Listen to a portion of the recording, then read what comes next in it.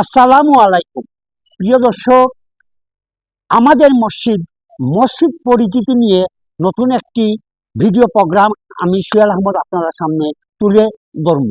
এই আমাদের মসজিদ পরিচিতি হইল গিয়া এই মসজিদ কত সালও এই নির্মাণ হয়েছে, কোন এলাকায় পড়ছে, এই মসজিদের করণীয় কি, আগামীতে এই মসজিদের সংস্কার হইব।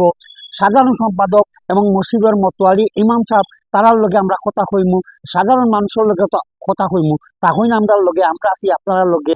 আসসালামু আলাইকুম রহমতুল্লাহি বারাকাতুহ। সম্মানিত ভিউয়ার্স, যারা দেখছেন এই প্রোগ্রামটি, সবাইকে ধন্যবাদ। বায়তুল আমান জামে মসজিদ 1 নম্বর ওয়ার্ড সিএনজি স্ট্যান্ড সংলগ্ন। সম্ভবত 1980 ইংরেজি অথবা 79-তে এই মসজিদটি প্রতিষ্ঠিত হয়। আমরা যখন স্কুলে পড়ি তখন দেখতাম এইখানে একটা জমি ছিল, সেই জমিটাকে ভরাট করে একটা টিন শেডের ঘর তৈরি করা হয়। সেই থেকে মসজিদ দেখে আসছে। পরবর্তীতে এই এলাকার দৈন্যাট্য ব্যক্তিরা মসজিদটি সুন্দর করে নির্মাণ করেছেন। বর্তমানে মসজিদে জুমাবারে 1200 কাছাকাছি মুসল্লি নীচ পড়ে এবং সামনে নামাজ পড়ে। এই মসজিদের বৈশিষ্ট্য হলো জামাত তেরাবিতে জামাতে নামাজ পড়া হয় প্রতি রমজানে। এবং এইখানে আমাদের মসজিদে আলহামদুলিল্লাহ কোনো ফেতনা নেই। সবাই মুসল্লিরা তাদের সবাই এখানে খাদ্দার, সবাই এখানে মুসল্লি। এখানে ব্যক্তিগতভাবে সেক্রেটারি, সভাপতি বা যারা কর্মকর্তা বৃন্দ আছেন, কারো ব্যক্তিগতভাবে কোনো অহংকার দম্ভের কোনো সুযোগও নাই বা কেউ করেও না। সেই হিসাবে আমাদের মসজিদটি একটা আদর্শ মসজিদ হিসাবে আমি মনে করি। এই মসজিদের খতিব শেখ মোহাম্মদ আব্দুল হক, সুপারিনটেন্ডেন্ট দিনিয়া মাদ্রাসা, এবং এখানে ফ্রেশ ইমাম আছেন একজন, ইমাম আছেন একজন, দুইজন মুয়াজ্জিন, একজন ক্লিনার। আলহামদুলিল্লাহ আমাদের মসজিদ সুন্দরভাবে চলছে। আগামীতে এই মসজিদটি পুনর্নির্মাণ করার আশা আমরা চিন্তা ভাবনা করেছি। ইনশাল্লাহ 2-4 বছরের ভিতরেই সম্ভবত মসজিদটি নতুন আধুনিক মসজিদে রূপান্তর করার একটা প্রক্রিয়া চলছে। সবাই দোয়া করবেন। আর আমাদের এই প্রোগ্রামের মাধ্যমে, এই লাইভের মাধ্যমে যদি কোনো ভাই বোন আপনারা চান এই মসজিদের পুনর্নির্মাণে অংশগ্রহণ করতে, যোগাযোগ করবেন। এছাড়া মসজিদের কিছু জরুরত রয়েছে। আমরা 2টি এসির প্রয়োজন আছে। যদি কোনো ভাই দিতে চান আসবেন, উপরে মুসল্লিদের জন্য মুক্ত হস্তে দান করবেন। বিশেষ করে আব্দুর রহমান সাহেব, ওনার বাড়ি দেউপাশা, ওনার স্ত্রীর কাবিনের জায়গাটা দিয়েছেন। এই শুধু মসজিদ না, এই মসজিদ এবং সামনে যে খালি জায়গা দেখতেছেন ওইটা ঈদগাহ, দলিলের মাধ্যমে ওনারা দিয়েছেন। সবচেয়ে বড় জিনিস ওনারা করেছেন, এই মসজিদে ওনাদের কোনো ওয়ারিস মতল্লি থাকবে না, দলিল করে দিয়েছেন। এই মসজিদই সম্পূর্ণভাবে কমিটি দ্বারা পরিচালিত হবে, ওনারা সেইটা লিখে দিয়েছেন। আলহামদুলিল্লাহ আমরাও সেইভাবে ওনাদের ওয়াদাকে যাতে ফেতনামুক্ত ভাবে মসজিদ চালাইতে পারি সেই ব্যবস্থা করে আসছি।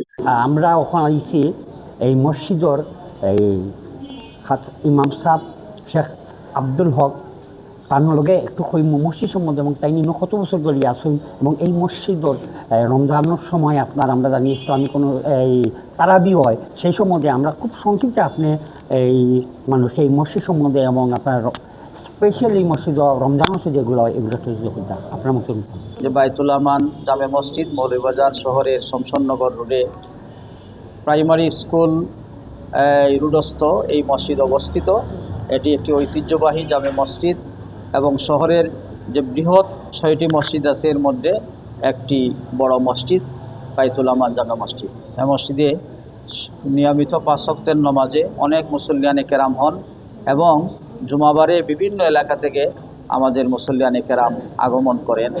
মসজিদে নিয়মিত খুতবা হয় এবং এই মসজিদে আমি 2006 সাল থেকে আজ পর্যন্ত ইমাম এবং খতিব হিসাবে ছিলাম বিগত দিনে, এখন খতিব হিসাবে আছি।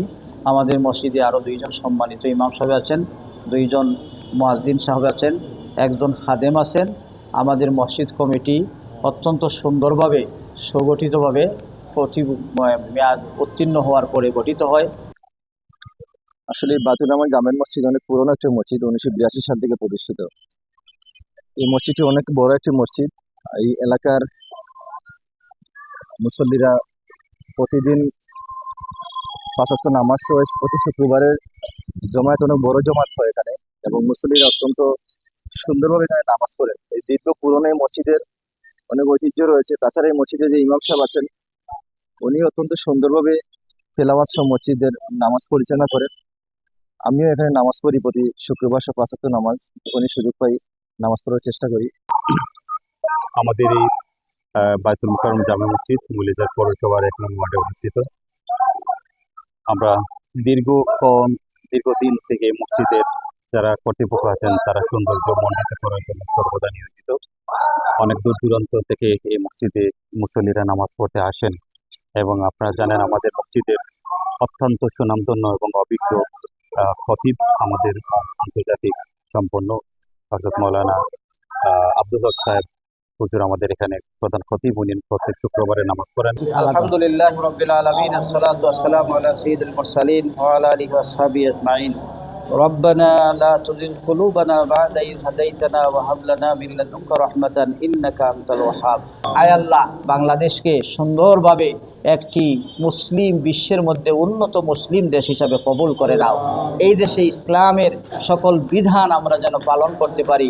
দুর্নীতি মুক্ত একটি বাংলাদেশ, সমৃদ্ধ একটি বাংলাদেশ, শান্তির একটি বাংলাদেশ, সন্ত্রাসমুক্ত একটি বাংলাদেশ, সাম্প্রদায়িক সম্প্রীতির একটি বাংলাদেশ আমরা চাই। আল্লাহ সেই রকম একটা বাংলাদেশ তুমি আমাদেরকে তৈরি করে দাও। আল্লাহ সকলের সমস্ত অধিকার আল্লাহ আদায় যাতে হয়, আদর্শ অধিকার প্রাপ্তি হয়, সেই তৌফিক আমাদেরকে দান করো। ওয়া সাল্লাল্লাহু তাআলা আলা খাইরি খালকি মুহাম্মাদি ওয়া আলিহি ওয়া আসহাবিহি আজমাইন। আমিন বিরহমাতিকা।